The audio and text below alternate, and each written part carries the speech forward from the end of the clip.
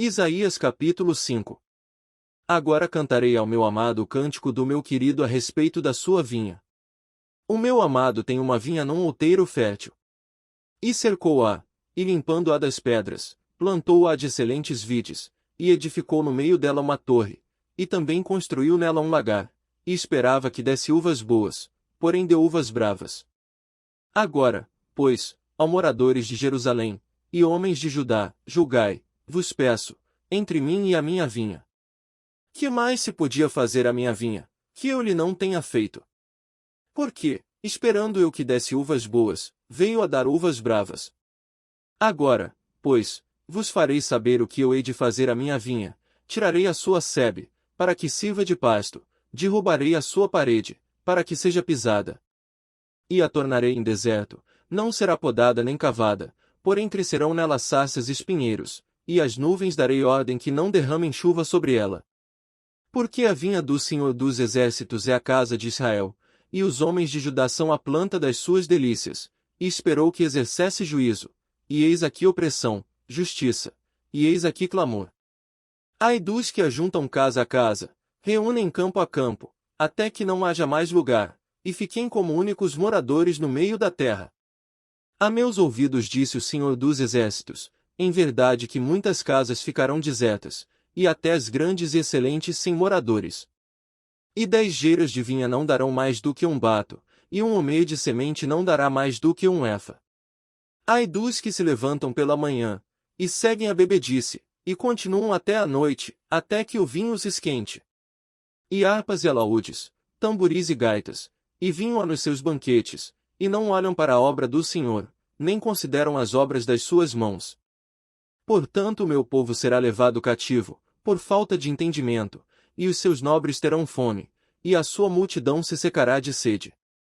Portanto o inferno grandemente se alargou, e se abriu a sua boca desmesuradamente, e para lá descerão o seu esplendor, e a sua multidão, e a sua pompa, e os que entre eles se alegram. Então o plebeu se abaterá, e o nobre se humilhará, e os olhos dos altivos se humilharão.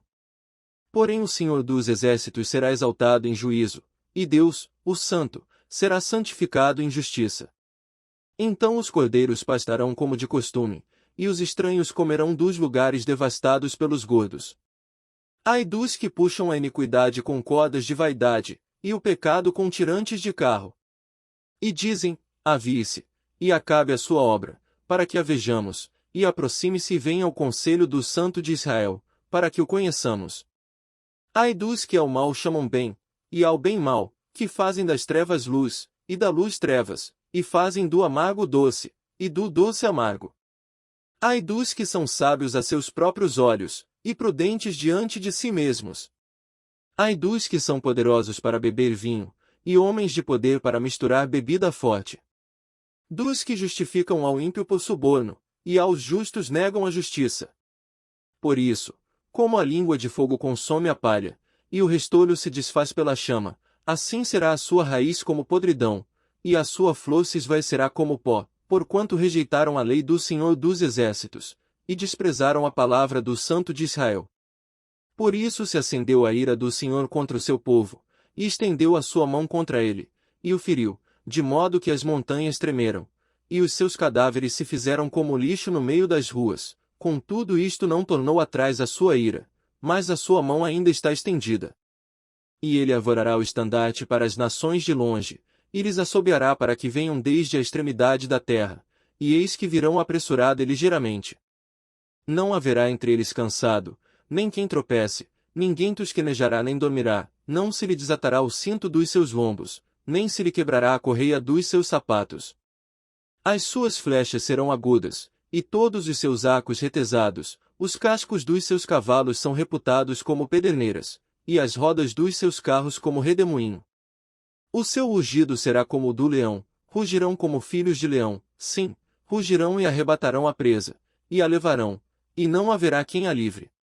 E bramarão contra eles naquele dia, como o bramido do mar, então olharão para a terra, e eis que só verão trevas e ânsia, e a luz se escurecerá nos céus.